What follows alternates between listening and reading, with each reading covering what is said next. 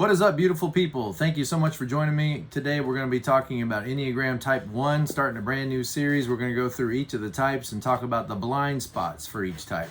So the blind spots. This information is coming from Beatrice Chestnut. Excellent book, excellent writer, excellent mind. I love her stuff. So we're going to be investigating the Type 1 and going a little bit deeper, looking at the things that the one might not realize about themselves. They can keep them from being as effective and as connected as they might want to be. All right, so welcome to my channel. My name is Dr. Tom LaHue, and in the description below is a link to my website. There's a lot of information there and courses available, and I do coaching appointments for people that are wanting to know more about their Enneagram type, wanting to understand their subtypes, or how they can get on a path to being more healthy and more balanced. Even do some relationship coaching, so from an Enneagram and Christian perspective. So if that interests you, the information is right there in the website below, tomlahue.com. Also, thank you to my patrons. I really appreciate your continued support. So let's jump into this list provided to us by Beatrice Chestnut, and let's see if it can help us out in any way. Any of you guys live with Type 1s, or you spend time with someone who is a Type 1? One of my brothers is a 1 wing 9, and I certainly have a lot of 1s around me in my life. So I have a lot of access to Type 1s. So let's get in the list. The blind spots. Blind spots are those parts of your life that you may not even be aware of. And if you're new to the Enneagram and you're just now figuring out you're a Type 1, you got blind spots. Okay, so we're going to show you what those blind spots are, and so that as you become aware of them, maybe they won't be so problematic in your life. Maybe you'll be able to negotiate them a little bit better, navigate around them a little bit better. You become aware of them, then maybe you can start to minimize their destructiveness of those blind spots, because you may wonder, why are these people against me when I only mean good for them? Why are these people hurt and upset with me when I'm only trying to help them? Okay, it might be your blind spots. Okay, so let's look at the blind spots of the Type 1. Number 1 is the presence of anger. That may not be something that you think about very often as a 1. Yeah, there's times when you get angry, there's times when you get upset. I'm sure that you realize that about yourself, but you may not realize just how much other people perceive that anger in you. You may not realize, how you're coming across. Your people are likely to surround you and say, "Are you okay? Are you upset? Are you angry?" And that's when you clench your teeth together like, "I'm not angry. Why do people keep asking me if I'm angry?" 1s tend to have that frustrated, angry countenance to themselves, and often, may not even be aware of it, may not even be aware that they're projecting that. 1s are idealists, meaning the world could be a better place. They have that beginning assumption that things could be better, things should be more perfect, things should be more ordered, things should be more structured, people should be more responsible, people should follow the rules. When you have that idealistic, 7s, 1s, and 4s are idealists, guess what? As soon as you start out of the gate as an idealist, then you need to be prepared for disappointment. And disappointment is a form of sadness, a form of anger, frustration that people don't live up to those expectations, that things aren't as good as they should be, aren't as organized and aren't as well done as they ought to be. And when you think to yourself that this should be better, and it's not, or you had expectations that this was going to be different or going to be better than it is, then that's going to result in a certain level of anger. Now, 1s are funny in that, they can be quite angry and frustrated. They can appear that way, but then they don't want to be angry, because being angry is a bad thing. Being angry is not good. Being angry is not what you're supposed to be. You're not supposed to be angry. So think how dumb this is, right? We get angry at ourselves for being angry. That just makes no sense, does it? So you could waste a lot of time being angry at yourself for being angry. I think probably better is just to recognize that you're angry. Instead of lying to yourself and saying, "I'm not angry," just accept it and say, "Okay, I am angry." That's what that is, that anger. Anger comes when we become incongruent. When we think things are supposed to be like this, and then they shift and they're not the way they ought to be, it's going to bring about a certain level of anger. And anger isn't always bad. Anger is energy. Anger gets things done. And so anger isn't necessarily something you should be ashamed of. There's totally appropriate times when you should get angry. When you see somebody mistreating somebody else, somebody being taken advantage of, when you see somebody acting a fool, it's appropriate to get angry. Maybe we should all get a little more angry at times. Maybe we shouldn't tolerate so many things that we tend to tolerate. Maybe we should be a little more intolerant. When you see somebody yelling at their wife or being abusive, nobody should tolerate that. So maybe it's okay to be angry sometimes. Maybe it's not a bad thing to be angry sometimes. But I think the one, they can tend to have more of a frustrated annoyance kind of anger. Just people didn't put things back the way they were supposed to. People didn't check this out when they were supposed to. People didn't get their thing back on time when they were supposed to. It can be that kind of frustration that, why won't people do the right thing? Because not everybody's a one. Not everybody is designed. First of all, define for me the right thing. Now, I believe in right and wrong. I'm a Christian. I believe the Bible. So I believe that God prescribes for us right and wrong. But there's a whole lot of things that aren't right and wrong issues. They are what you call preference. Okay? Preference. There's a whole lot of things that are preference. And they don't necessarily fit into the category of right and wrong. And I think ones can sometimes forget. They maybe should ask themselves, is what I'm upset right now about an issue of right and wrong? Or is it an issue of preference? Think about whether you wind the cord around the vacuum when you're done, or whether you kind of wind the cord up around your arm and set it on the vacuum. Is that right and wrong? Or is that preference? All right. So when you think about putting dishes in a dishwasher, and you put them all in, one way or put them in another way, is that an issue of right and wrong, or is that an issue of preference? I think sometimes the one can confuse these things and feel like their preferences are issues of right and wrong. And you would save yourself a whole lot of trouble if you could just recognize, wait a minute, this is just an issue of preference. This isn't an issue of right and wrong, okay? This isn't necessarily somebody sinning against me. This is just, I like it done like this, and they don't care. They may not care because maybe they're not ones. Maybe they're not wired to think in terms of things being right and wrong, and everything has to be cleaned up and put away and organized and straightened. Other people have other compulsions in their life besides keeping everything neat, organized, and clean. All right? So maybe we could channel that anger in more productive ways. Okay, number 2, overdoing criticism and the impact it has on others. When a one is criticizing you, realize, that they're trying probably to be helpful. They're trying, to instruct you and inform you of a better way. So in their mind, they're thinking, I'm helping you by letting you know what the best way to do this is. This person should be appreciating me that I'm taking the time to show them the better way. However, that doesn't always come across that way. Most people don't want to be criticized. They don't want their failures pointed out. Number one of which is the one themselves. Ones don't want to be criticized. They're so critical of themselves that when other people criticize them, it can often feel like, quote unquote, piling on, because they tend to pile on themselves already. And when you add criticism to what the one's already telling themselves, it can be too much. But the very person that hates to be criticized is often the one that's doing the criticizing. Ones can come across in a preachy tone if you're not careful. You can come across like you're prescribing for everybody. And then when people don't live up to your demands or your right way of doing things, then, the angry outburst can follow, or the passive aggressive anger can be seen. But then also you can be kind of disrespectful to people, with your criticisms, like, see, you're a lazy person. Now, is the person a lazy person? I mean, you kind of want to ask yourself, what gives you the right to call somebody else lazy? Why not keep it about the behavior and say, look, you were told to clean your room. You didn't clean your room, and so here's the consequence. I don't have to call you a lazy person.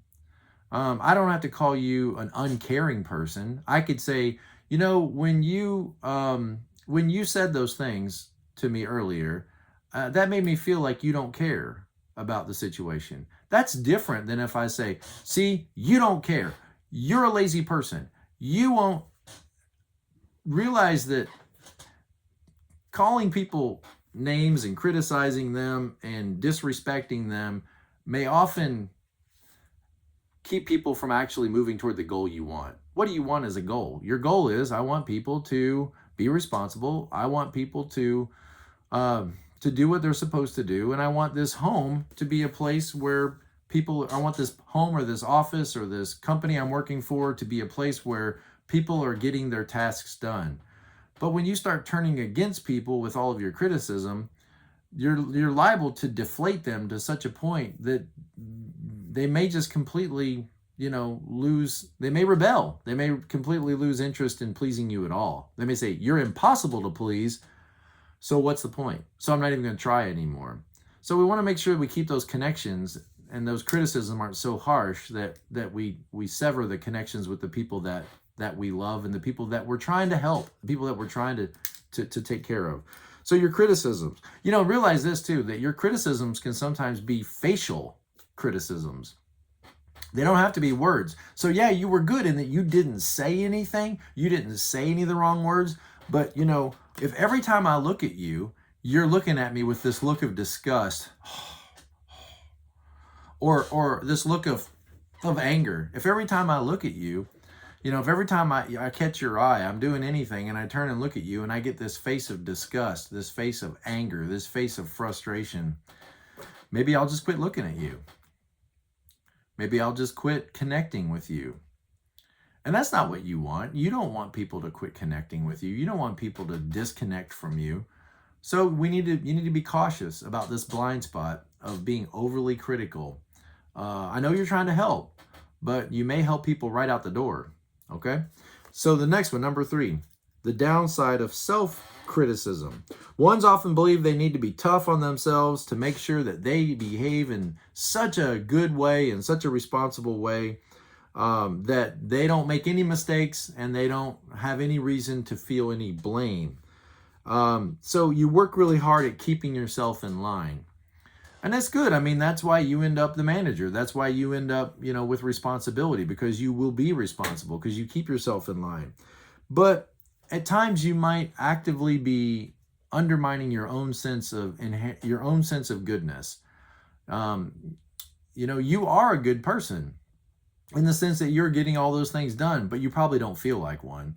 You probably don't feel like you measure up. You probably feel like you really fall flat. Although everybody around you would say, oh yeah, I know Johnny or Sandy, man, that's a good guy. That's a good lady, man. But you might not believe that about yourself. You may be undermining your own sense of your own self-worth with your constant barrage of self-criticism. So what can we say? Lighten up on yourself. Just lighten up on yourself. Realize that nobody gets it perfect all the time. And no area of your life, nobody could have absolutely perfect areas of their life. They may have one area or two areas that they really got, a lot of attention and focus on. But nobody can cover every base in their life. Everybody's going to have parts of their life or parts of their home or parts of their relationships where there's going to be some, accumulation of some rubbish, some accumulation of some dust. It's not that you've got it perfect why people love you. It's that you admit that you don't. That's what makes you warm. That's what makes you relatable. Yeah, people want you to work for them because you're responsible, and people trust you because you're responsible, but it's not your responsibility and not your goodness that makes you relatable. It's the fact that you are willing to say of yourself, man, I really blew that one. Man, I really screwed that up. I don't ever get everything exactly right. If you can allow yourself to say that out loud, just allow yourself to accept that truth that not every area of my life is going to live up to that ideal standard. There's going to be times and there's going to be areas of my life where I just blow it. Listen, if you're trying to mentor another young dad, for example, instructing him on the right way to do everything is going to eventually alienate him away from you.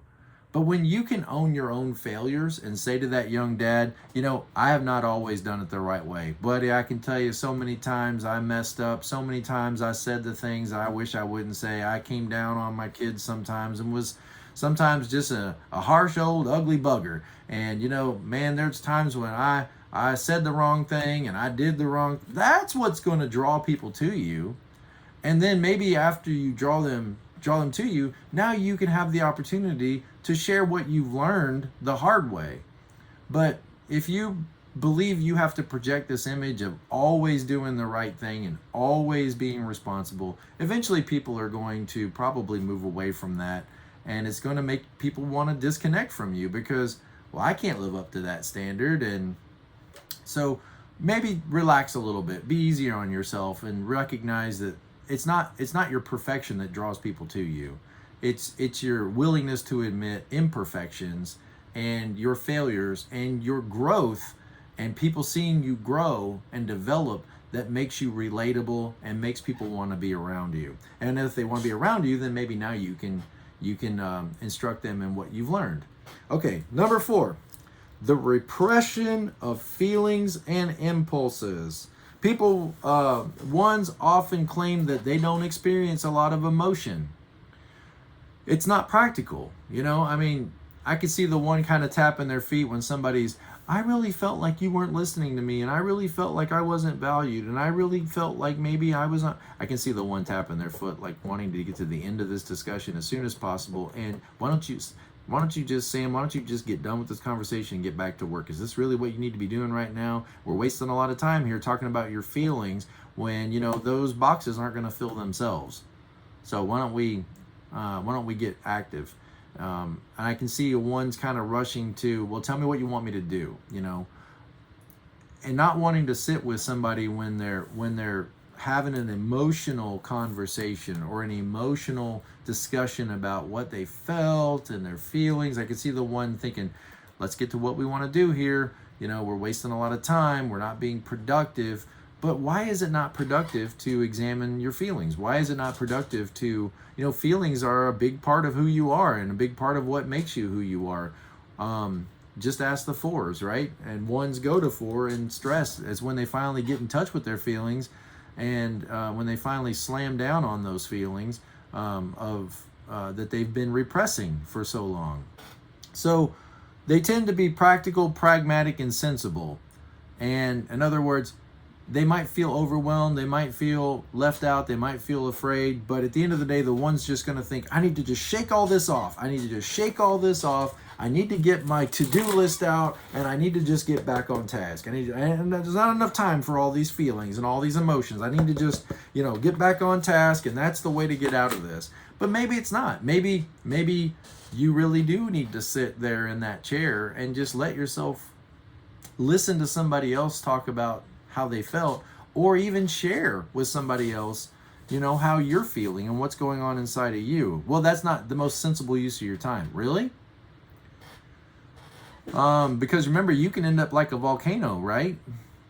So maybe letting off a little bit of the steam might be a good thing for you. Maybe you'd be more productive if you got in touch with your feelings. Maybe you'd be more productive. Maybe you'd be more responsible, a more responsible leader if you weren't so quick to rush through emotional stuff. Maybe your employees would perform better if you were sensitive to their feelings. Maybe you would be a better boss or a better manager or a better employee if you were careful with people's feelings and careful to express your own in a productive way. So ones can tend to stifle their feelings and stifle their naturally occurring emotions and impulses, and it may prevent them from drawing important information from what they feel and want. Okay, 2 more. What's number next? Number 5. Number 5 is rigidity. Oh, that stings, doesn't it? Rigidity, the one right way of doing things thinking. Ones may not notice that other people perceive their insistence on adhering to the right ways of doing things as being rigid. In other words, no shades of gray. And a lot of this world, there are some things are right and wrong. They're black and white, but a lot of things are gray. That idea of like, just go to that simple old idea, like stealing's wrong, of course, period. Stealing's wrong. It's always wrong to steal.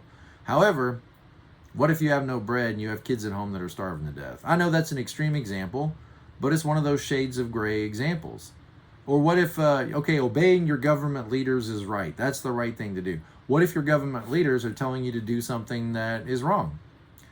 What if they're telling you, ordering you, mandating that you do something that you know and you believe is wrong? What do you do then? So there are these shades of gray where we have to try to figure out for ourselves, informed, yes, of course, but figure out for ourselves what's the correct way of doing things. And sometimes ones, can lose that sense of grayness and can be very rigid in their thinking and not very fluid. I think the opposite would be fluid in their thinking. It's important for ones to remember that people have different points of view. So one leans on the 9, right? And realizes people have different points of view.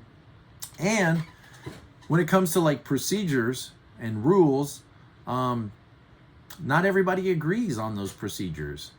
Sometimes people don't agree. Sometimes people vehemently oppose what the rule book says or what the guidelines say.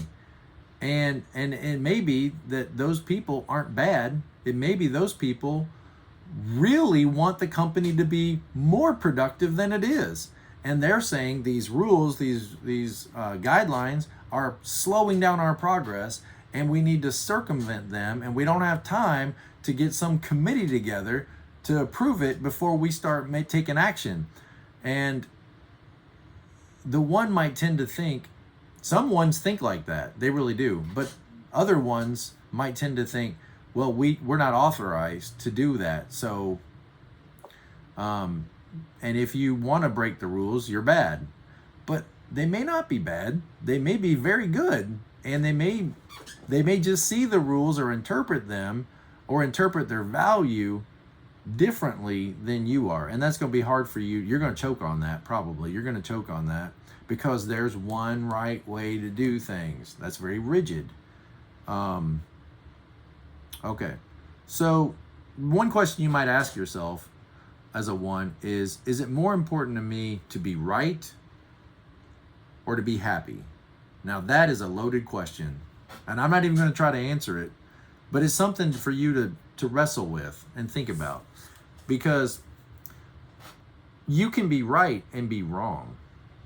So think about, I've got 5 kids. Think about the dad who, let's say their daughter comes home pregnant, okay? Finds out they're pregnant. Well, maybe this dad is a 1 or this mom is a 1, and this is not right. This is not the way it's supposed to be. This is all I told you. This is what was going to happen. I told you. And then they go on this war path of, well, you're not living here. If you're not going to live by my rules, then you're not living here, and you're not getting anything from me, and you're not. Ones could easily go down that path because this person has violated your trust. This person has done the wrong thing, and now they've been caught, and you had told them what was going to happen, but they didn't listen to you, and you were right and they are wrong. But here's the problem. Here's your little daughter, who's gotten in over her head and is in trouble. And what does she need right now? Does she need a sermon? Is that what she needs? Is that what she's in most need of? So 1 has a 2 wing too, don't they? That sometimes you just need to be helpful. You need to be compassionate. You need to be caring. That sometimes you can be right, but be wrong. I mean, what's more important, that your daughter knows how bad she is and knows the wrong thing she did, or that your connection with her stays intact? Is it really the most useful thing to do right now to preach her a sermon about what she's done wrong? It would be more productive, wouldn't it, to just be compassionate and gracious, and maybe you'll get your sermon one day. Maybe you'll get to preach your sermon one day. But chances are right now your little daughter probably just needs a hug. She just probably needs her dad or her mom to hug her and say, look, honey, I know that this is not what you intended, and your mom and dad, we love you very much, and this is going to be hard, but we're in this together with you. And, we've made our share of mistakes, and, we love you, and we want you to know we're going to be right here next to you, and we're going to help this little baby have as normal a life as possible. Man, can you just feel the grace? The Bible says that Jesus came with grace and truth to speak the truth in love. There needs to be that balance of grace and truth. And right now would be a time of maybe not the hammer of truth. Maybe you'll get that conversation in the future, but you probably won't get it if you just lead with that. You may just shut that little girl out of your life forever. So this is one of those moments where, do I want to be right or do I want to be happy? Do I want to be right or do I want to stay connected to the people in my life that mean the most to me? Well, they did wrong and they should know it. I think she knows it, okay? I think she knows it.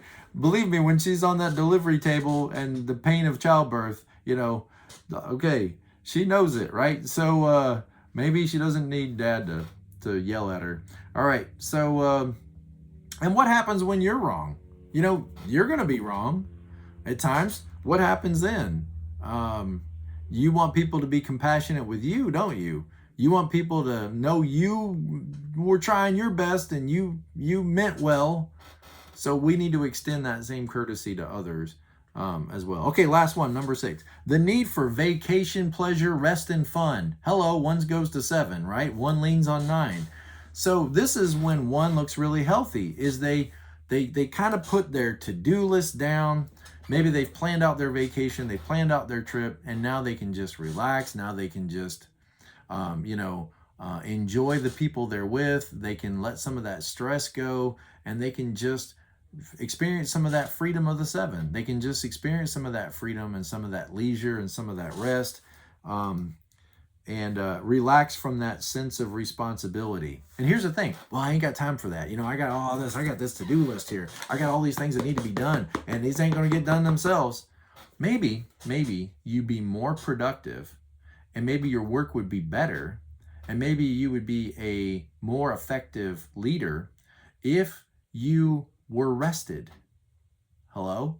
Maybe you would be a more effective, more productive, more useful, get more accomplished in the long run if you could take some breaks. If you could be a little more balanced. Wouldn't that be good? Maybe you would be more responsible to yourself and more responsible about your own health if you could know when to shut it down, know when to take a break, know when to just take a day off. A little nonsense now and then is relished by the wisest men. So listen to the 7, okay? Listen to the 7, that every one of us needs at time to just have fun, to just go out and experience some joy and spend money that we don't have and be irresponsible. Every one of us at times needs to just go to the carnival and have a good day. And if you want to be a good mom or a good dad or a good grandpa, then you need to have some fun, and you need to instruct the people in your life to have some fun and lead them into some joy and lead them into some fun. And you are capable of doing this. You're a 1. I know, but you are capable of going to 7, and you are capable of relaxing and having a good time. All right. So I hope that helps you guys. The blind spots of type 1. I hope that this is encouraging to you, and we'll pick up next time with the blind spots of type 2. All right, I'll see you guys. Have a great week.